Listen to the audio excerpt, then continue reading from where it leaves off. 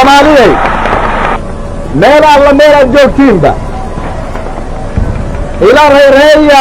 oo ila farxa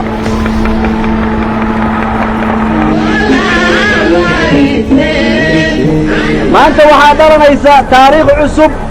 oo ummadda Soomaalida ay leedahay calan dushina inaydan saartaan wacaawadine Soomaaliya adigoo waqtiga kan la marayo xorriyadaada qaadanaysa oo dhalanaysa waxaad leedahay waji waxaad leedahay magac ilaahay ha ku magan geliyo cimri dheerna ha ku siiyo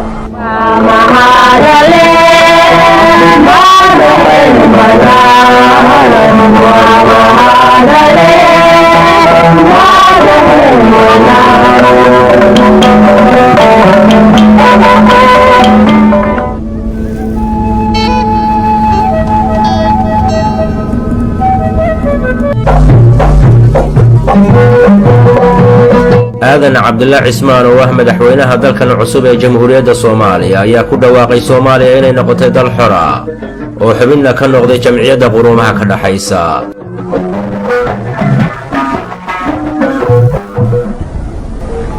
anigoo idinkuna ogeysiinaya qalbi farax badan dhalashada jamhuuriyadda Soomaali iga aqbala inaan wada jir isku faanino kulligeen kala soo annaga aan lahayn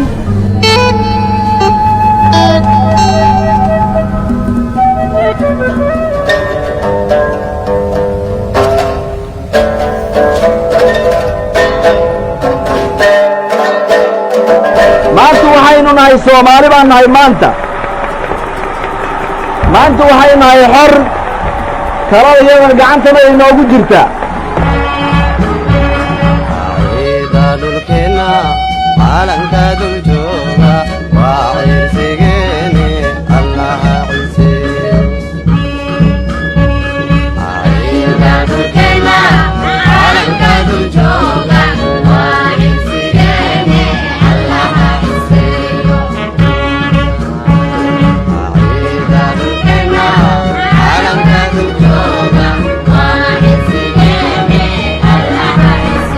Soomaaliyeed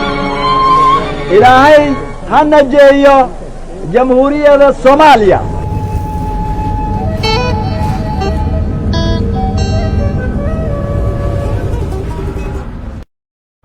السلام عليكم